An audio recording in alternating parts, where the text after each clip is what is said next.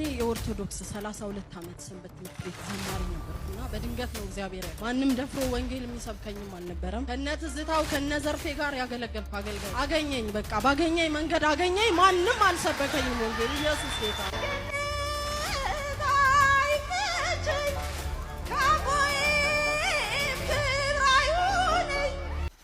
ወገኖች እየደረሱብን ነው። ነጠላ አድርገው እየደረሱብን ቀደምኩ ብለ ኢየሱስ ያድናል እንዴት ነው የሚያድነው ሲባል ፍጥጥ እያልን እነሱ ከነነጠላቸው እየደረሱብን ነው። ታላላቅ መምህራኖቻቸው ማንም በስራ አይድንም በጸጋ ነው እያሉ እየሰማን ነው ሰሞኑን። ወገኖቼ ከኋላ መጥተው ደርሰውብናል። ምፈራው አልፈውን እንዳይሄዱ ለ12 ዓመት በደም መፍሰስ። በነገራችን ላይ እዩ ጩፋ እምነት ብቻ የሚለውን አስተምሮ ለመቃወም ጫፍ የደረሰ ይመስላል። አዳምጡ። የተሰቃየች ሴት በዚህ አይነት ግርግር ውስጥ ተገፋፍታ ገብታ ኢየሱስን ትነካለች ብሎ ማሰብ በጣም ከባድ ነው። ኢየሱስ ጌታ ነው። ኢየሱስ አምላክ ነው። ኢየሱስ አዳኝ ነው። እኔ ዋሸው አየ ኢየሱስ የተባለው ስም የጴንጤ እስኪመስል ድረስ ጭንቅላታችንን እያጠቡልን ነው የሚገኘው። ለዚህ ነው አትከራከሩ። በቃ የትኛውን ቦታ ላይ አንድ ጴንጤ መጥቶ ኢየሱስ ጌታ ነው ሲባል አዎ ኢየሱስ ጌታ ነው፣ ኢየሱስ የጌቶች ጌታ ነው ብሎ መመስከር ነው እንጂ መከራከር አያስፈልግም። ወልድኪ ነፍሳተ ሶባራየኪ በሳተ ኩነኔ ዘሃሙ። እኔ የኦርቶዶክስ 32 ዓመት ሰንበት ትምህርት ቤት ዘማሪ ነበርኩና በድንገት ነው እግዚአብሔር ማንም ደፍሮ ወንጌል የሚሰብከኝም አልነበረም። ከነትዝታው ከነዘርፌ ጋር ያገለገልኩ አገልጋይ አገኘኝ። በቃ ባገኘኝ መንገድ አገኘኝ። ማንም አልሰበከኝም ወንጌል። ኢየሱስ ጌታ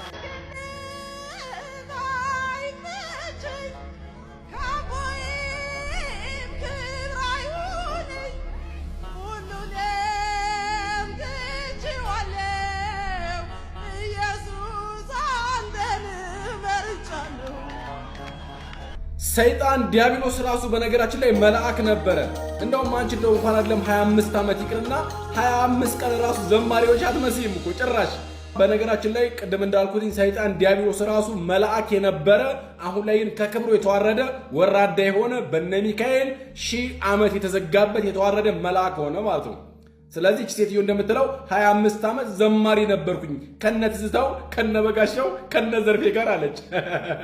ጓደኛ እንገረኝና ስላንተ ነግራለኝ ይባላል። በነገራችን ላይ ሰው ውሎን ይመስላል። ከነዚህ ሰዎች ጋር ውለሽ ምንም መልካም ብር ልታፈሪ አትችይም።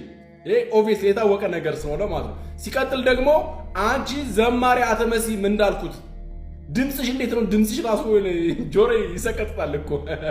እኔ የኦርቶዶክስ 25 ዓመት የዘመረ ሰው ድምጹ እንዴት እንደሚገራ እናውቀዋለን። ቴዎድሮስ ዘማሪ ቴዎድሮስ ዮሴፋውን ድሮ የነበረው ድምጽና አሁን ያለው ድምጽ እንዴት እንደተገራ በደንብ አድርጎ ያስታውቃል። ስለዚህ ነው ቂጣ በቀደዱ አፋችሁ የወጣችሁ እዚህ ጋር የምትቀርቡት ነገር አቁሙ ባካችሁ። የሄኖክ አምላክ አዳነ ፈወሰ ይበልሻል አይደለ? የሄኖክ አምላክ ከፈወሰሽ ካዳነሽ የእናቱ የቅድስት ድንግል ማርያም አምላክ ለምን የማይፈውስሽ? ምክንያቱም እሷ የምትለው ምንድነው? ታመሜ ነበረ፣ ነገር ግን ሄኖክ በቴሌቪዥን የአዲስ አበባ ሰው ምናምን ብዬ ጸልዮልኝ የእሱም ቪዲዮች ተፈወስኩ ዳንኩ ነው የምትለው። መጽሐፍ ቅዱስ ላይ በስነ ስርዓት የተቀመጡት የነ ቅዱስ ጳውሎስ አምላክ አይፈውስም፣ የቅነ ቅዱስ ዮሐንስ አምላክ አይፈውስም፣ ልጇ የድንግል ማርያም ልጅ አይፈውስም፣ አያድንም። መሄዱበት ምን ያህል አጋንንታዊ ትምህርት እንደሆነ ሰዎች ራሳቸውን እየኮፈሱ እገግነው ቅዱሳን እያዋረዱ የሚሄዱበት ይሄ ሁሉ ከሰይጣን ስራ እንደሆነ እንረዳለን እናውቃለን ማለት ነው። ስለዚህ እቺ ሴትዮ የምትናገረው 25 ዓመት አይደለም 20 ቀንም ዘማሪ እኔ አላቃትን ጭራሽ ሴትዮዋ ማኑልች አላቅም እኔ እግዚአብሔር በሚያውቀው ማለት ነው። ከነትዝታው ከነዘርፌ ከነመጋሻው ጋር ውለሽ መልካም ፍሬ ልታፈሪ አትችም። ምክንያቱም እነሱ ያሉበት ቦታ ስለሚታወቅ ማለት ነው። ሲጀመር ደግሞ መታ እዚህ ጋር የምታወራው ነገር ለሚዲያ ከቨር እንጂ በእውነት እንደው እግዚአብሔር እኔ ያላቅም እኔ እግዚአብሔር አግኝተው ነው የሚሆነው ነገር በጥራሽ የማይሆን የማይታሰብ ነገር ነው። ምክንያቱም ሴትዮዋ እንኳን የዝማሬ ጸጋ ይቅርና ለማንኛውም እዚህ ጋር የመጣችሁ ኦርቶዶክስን ለማሰደብ የምትሄዱበት አካሄድ እጅ በጣም የሚያሳፍር ከትልቅ ሰው የማይጠበቅ የወረደ አመለካከትና አስተሳሰብ ነው። ይሄ ሰውዬ ሄኖክ የሚባል ሰውዬ ተዋርዶ የሚያዋርድ ሰውዬ ነው። ቅዱሳን እያዋረደ ራሱን ከፍ ከፍ የሚያደርግ ራሱን እንደ ሰይጣን ዲያብሎስ እግዚአብሔር ማድረግ የሚቀረው ሰው ነው ይሄ ሰው ማለት ነው። ኦርቶዶክሳውያን በድጋሚ አካውንቱን ፎሎ ቪዲዮ ነው ሞጅ ጋር ሳሽር ኮፒ ሪፖስት ዱ ቴክ ፍሬንድ ያርጋችሁ በሌላ ሰምጣለሁ። ሰላም ያያችሁ በሰላም እግዚአብሔር ከሁላችን ጋር ይሁን። ሰላም ቆዩ። ተመልከቱ። ኦርቶዶክሲያን ጭንቅላታችንን እያጠቡልን ነው። አዳምጡት፣ እንመለስበታለን። ኢየሱስ ጌታ ነው። ኢየሱስ አምላክ ነው። ኢየሱስ አዳኝ ነው። እኔ ዋሸው? አየህ?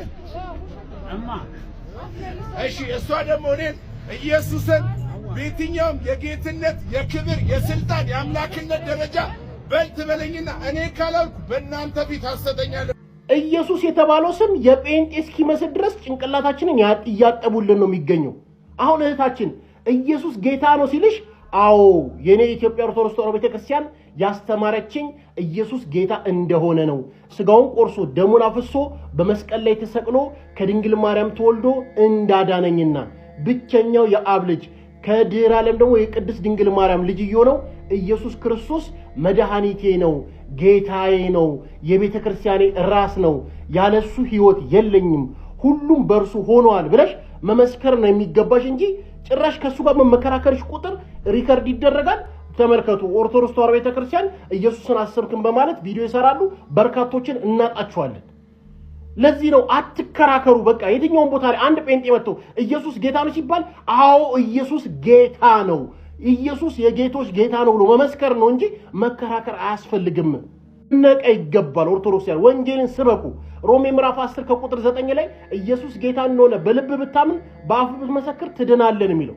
ስለ ኢየሱስ የተባለው ስም ሲሰማ ስትጠሩት የኔ ኢየሱስ ብላችሁ የነሱ ኢየሱስ እንኳን ባታምኑበትም አዎ የኔ ኢየሱስ ኦርቶዶክስ ተዋሕዶ ቤተክርስቲያን ያስተማረችኝ ኢየሱስ ብላችሁ መስክሩ። ወንጌልን ስበኩ እንጂ መከራከር መጽሐፉን ማን የጻፈልህ እንዴ መከራከር አያስፈልግም። ለ12 ዓመት በደም መፍሰስ። በነገራችን ላይ እዩ ጩፋ እምነት ብቻ የሚለውን አስተምሮ ለመቃወም ጫፍ የደረሰ ይመስላል። አዳምጡ። የተሰቃየች ሴት በዚህ አይነት ግርግር ውስጥ ተገፋፍታ ገብታ ኢየሱስን ትነካለች ብሎ ማሰብ በጣም ከባድ ነው። እንስማ። ራሷን ችላ እንኳን መቆም የማትችል ኃይል የሌላት የደከመች የደቀቀች እንደዚህ አይነት ግርግር አልፋ እንዴት ልትነካው ቻለች? እምነት ነው መንገድ የከፈተላት። እኔ እኮ የሚገርመኝ እምነት ብቻ የሚል አስተምሮ ይዛችሁ ሰው ወጥቶ እንዳይገባ የምታሳቅቁ እናንተ ራሳችሁ ደግሞ ደስ ሲላችሁ ሳታውቁትም ቢሆን እምነት ያለ ሥራ የሞተ እንደሆነ ታስተምራላችሁ። እና ምእመኑ የቱ ጋር ቆሞ እንዴት ይመናችሁ?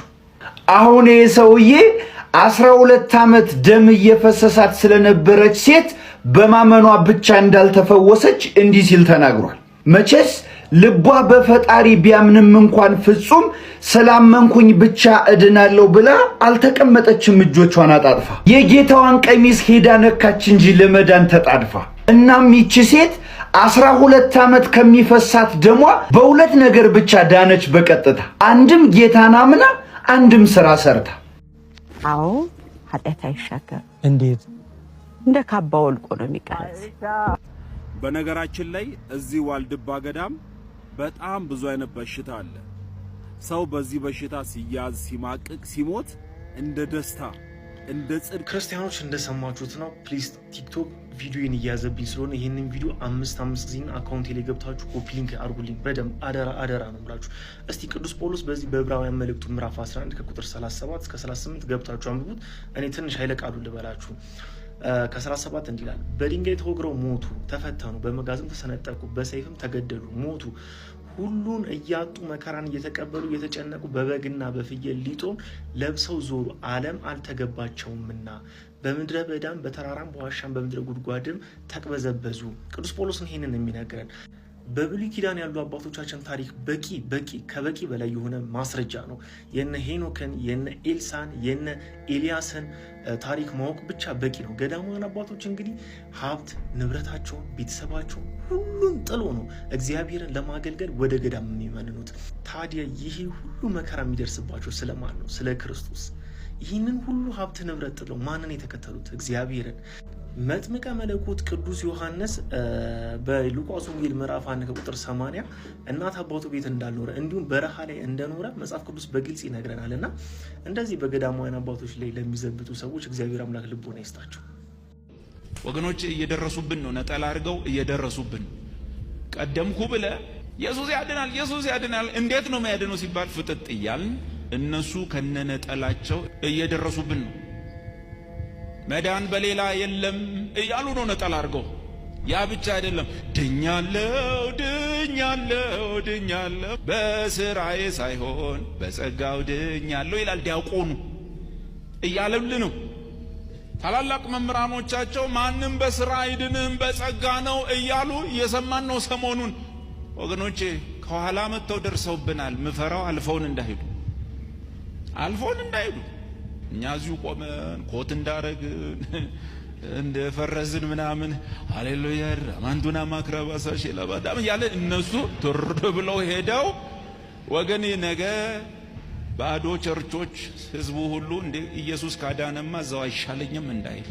ምክንያቱም በጴንጤ መሮታል፣ ሰልችቶታል፣ ግራ ገብቶታል። በላለው ብሎ ሄዶ ተበልቷል። ስንት ነገር አለ ስንት ነገር አለ። ያው ስሙ ሰሞኑን ማናችንም በስራችን አንድንም እንዲያቆነማ ክርስቶስ በከንቱ ሞተ፣ በጸጋ ነው ሚዳነው በመልካም ስራው ማን ሊድብ እንደዛማ ከሆነ ለምን ይመጣል እያሉ ዋናው እየሰበኩ ነው። ወገኔ ይሄ ነገር ወዴት እየሄደ ነው? እያሸነፍናቸው ነው እንዳትሉ እያሸነፉን ነው።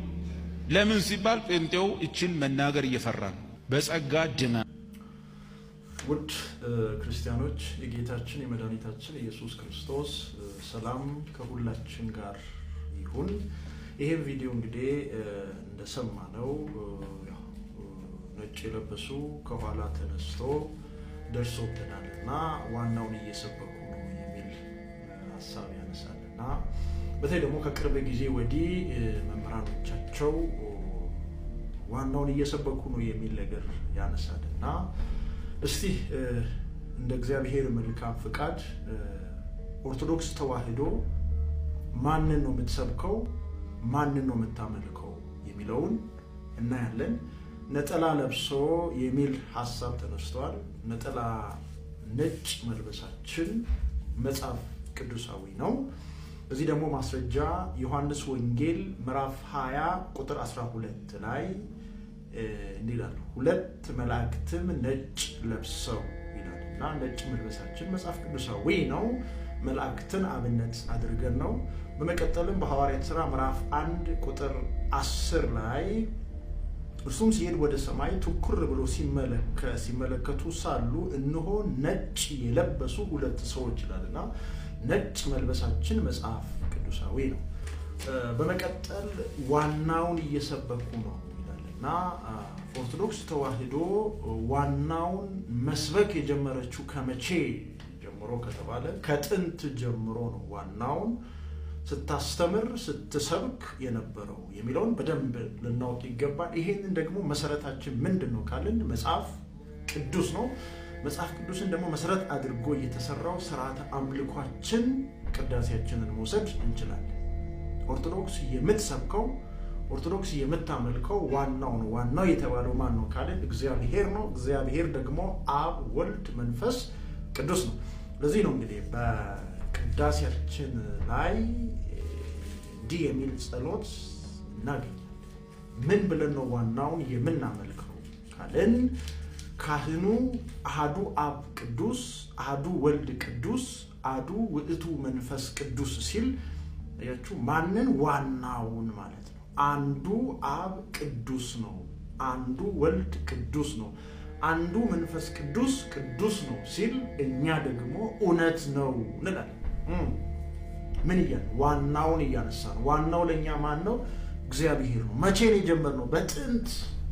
ለዚህ ነው ሃይማኖታችን ከቅዱሳን የተቀበልናት ጥንቷ ነች የምንለው። ለዚህ ነው ዛሬ አይደለም እኛ እንዲህ ማለት የጀመርነው። እንደ አንዳንዶቹ ዛሬ አይደለም ይሄን ማለት የጀመርነው።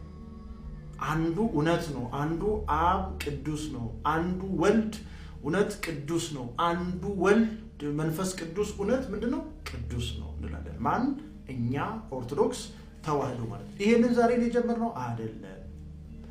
ሁለተኛ ደረጃ ደግሞ እንዲህ ይላል። በጣም የሚገርማችሁ ነገር ማለት ነው ለአንዱ ብቻ እንዲህ ይላል ስብዓት ለአብ ወወልድ ወመንፈስ ቅዱስ ይዜኒ ወዘልፈኒ ወላ ዓለም ይላል። ምን ማለት ነው ካልን ለአብ ለወልድ ለመንፈስ ቅዱስ ምስጋና ይገባል። ለማን? ለአንዱ ማን? እግዚአብሔር። የትኛው እግዚአብሔር? አብ ወልድና መንፈስ ቅዱስ ምን ይገባል? ምስጋና ይገባል። መቼ? ዛሬም ዘወትርም ዘለዓለም ድረስ ይልና አሜን ሃሌሉያ ይላል። ማን? ኦርቶዶክስ ተዋህዶ። ለማን ነው ምስጋና የምታቀርበው? መቼ? ዛሬም ዘወትርም እስከ ዘላለም ድረስ አሜን ሃሌሉያ እያለች የምጠራው ማን ነው? ጥንትም ዛሬም ወደፊትም ማንን? አንዱ ማን ነው? እግዚአብሔር። ስለዚህ ኦርቶዶክስ እግዚአብሔርን ማመስገን የጀመረችው እግዚአብሔርን ማምለክ የጀመረችው በቅርብ አድርጎ መናገር ይሄ ትልቅ ስህተት ነው። ሌላ ደግሞ ልጨምርላችሁ እዚሁ ቅዳሴ ላይ በእንተ ቅድሳት ላይ ማለት ነው ይሄ አንዱ የተባለውን እግዚአብሔር አንዱን መጥራት ጀምሯል ይላል። መቼ? በቅርብ ጊዜ አንዱ ነው የሚያድነው ብሏል። መቼ? በቅርብ ጊዜ የሚል ሐሳብ ያነሳል። ኦርቶዶክስ ግን ከጥንት ጀምራ ስለ አንዱ ወደ አንዱ ምን እያለች ትጸልያለች የሚለው ከ30 ጊዜ በላይ አንዱን ትጠራለች። ይሄ አንዱ የተራቡትን እንዲያበላ ስለ ተራቡ ሰዎች እንማልዳለን ብላ ትጠራለች። አንዱ የታመሙትን እንዲያድን ስለ ታመሙ ሰዎች ምን እንላለን? እንማልዳለን ትላለች። ይሄ አንዱ ምድር ላይ ዝናብን እንዲያዘንብ ወደ አንዱ መምራት እግዚአብሔር የዝናብን ውሃ ያዘንብ ዘንድ ስለ ዝናብ ውሃ ምን እንላለን? እንማልዳለን። ታዲያ አንዱን ኦርቶዶክስ ዛሬ ነው እንዴ ስለ አንዱ መናገር የጀመረችው? ነጠላ ለባሽ የተባለችው ኦርቶዶክስ ዛሬ ነው እንዴ ስለ አንዱ መናገር የጀመረችው? አይደለም፣ ቆይታለች። በጣም ይገርማቸዋል። ይሄንን ጸሎት በደንብ ማወቅ ያስፈልጋል። ኦርቶዶክስ ስለ እግዚአብሔር መናገር፣ ስለ እግዚአብሔር መስበክ፣ ስለ እግዚአብሔር ማስተማር የጀመረችው ከጥንት ጀምሮ ከማን? ከአባቶቿ። ለዚህ ነው ድነት በቤተ ክርስቲያን ውስጥ ነው እንጂ ከቤተ ክርስቲያን ውጪ ድነት የለም። ለምን? አንዱ እግዚአብሔር ለሰው ልጅ የተገለጠው በአንዱ መንገድ በአንዷ ሃይማኖት ስለሆነ ማለት ነው። ለዚህ ነው ይሁዳ መልእክት ያው ምዕራፍ 1 ቁጥር 3 እስከ 4 ታነቡ አንድ ጊዜ ፈጽሞ ለቅዱሳን ስለሰጠች ሃይማኖት እንድትጋደሉ ይላል። ምን እንድትሉ? አንድ ጊዜ ሰጠች። እቺ አንዷ ማነች? ኦርቶዶክስ። እና አሁን ያነሳሁላችሁ ቦታ ላይ በጣም የሚገርም ከ30 ጊዜ በላይ ይሄ አንዱን ጸሎት ያነሳል። ምን እያለ? አሁን እንዳነሳኋችሁ እሱን ደስ እናሰኘው ዘንድ እግዚአብሔር ማገልገል ይሰጠን ዘንድ እድል ፋንታቸውን ያድለን ዘንድ አገልጋዮች ስለመሆኑ ሐዋርያት እንማልዳለን ይላል። ማን ነው? እግዚአብሔር። አይ ኦርቶዶክስ፣ ይሄ እግዚአብሔር ደግሞ እሱ ለሰው ልጅ የሰጠውን ወንጌል በአግባቡ ሰው ጋር ደግሞ እንዲደርስ ቅዱስ ስለሆነው ንጹህ ስለሆነው ወንጌል ምን አድርጉ ትላለች? ጸልዩ ትላለች። አያችሁ፣ ቅዳሴያችን ለኛ ምናችን ነው? ወንጌላችን ነው። ለዚህ ነው ዲያቆኑ ምን ይላል? ቅዱስ ንጹህ ስለሚሆን ወንጌል ምን አድርጉ? ጸልዩ። ለምን? የተበረዘ ወንጌል ስላለ። ለምን? የተበረዘ ወንጌል የሚያስተምሩ ስላሉ። እንደነማን አይነት? እዚህ ቪዲዮ ላይ እንዳየነው አይነት ቤተክርስቲያንን ለመተቸት ደረሱብን ይላል። መች እናንተ ቤተክርስቲያንን በአግባቡ አወቃችኋት? መች መጽሐፍ ቅዱስን በአግባቡ ተረድታችሁ አልፋችሁ ቀድማችሁ እናንተ ላይ ደግሞ ቤተክርስቲያን ለመድረስ እየጣረች? ቤተክርስቲያን የኢየሱስ ክርስቶስ አካል ነች። ክርስቶስ ራሷ ነው። ይሄን በደንብ የቤተክርስቲያን ራስ ክርስቶስ ነው። ቤተክርስቲያን ደግሞ የክርስቶስ አካል ነች። ከዚህ ከክርስቶስ አካልነት ተነጥሎ ድህነት የለም። ድነትን በተመለከተ ደግሞ ቤተክርስቲያን ወጥ የሆነ ትምህርት አለ። ትምህርቷ ምንድን? መዳን ማለት ትላለች ቤተክርስቲያን ስታስተምር ኃጢአት ካመጣው በደል ሁሉ መዳን። በሁለተኛ ደረጃ መዳን ማለት እግዚአብሔርን ማወቅ። በሶስተኛ ደረጃ ላይ አዲስ ተፈጥሮ መሆን። በአራተኛ ደረጃ መዳን ማለት በቅድስና ወይ ደግሞ እግዚአብሔርን በመምሰል ማደግ ማለት ነው። ስለዚህ መዳን ብለን ስንጠራ እነዚህ አራቱ የእግዚአብሔር ስጦታዎችን በውስጡ ያዘው። ስለዚህ አንድ ሰው ድኗል ሲባል በምንድን የዳነው? ከምን? ኃጢአት ካመጣው ፍዳ ካልን ከአዳም በደል። በዛ በደል ምክንያት የሰው ልጅ ተጎሳቅሎ ስለነበሩ ከዛ የዳኑት በማን ነው ካልን በጌታችን በመድኃኒታችን በኢየሱስ ክርስቶስ ደም ነው ማለት ነው። ስለዚህ ውድ የተዋህዶ ልጆች እኛ የቤተ ክርስቲያናችን አስተምሮ ስለ አንዱ እንደሆነ በደንብ መረዳት ያስፈልጋል። ይሄ አንዱ የተባለው ማን ነው? እግዚአብሔር ነው። ሰላም ክርስቶስ ከሁላችን ጋር ይሁን። ይቆያል።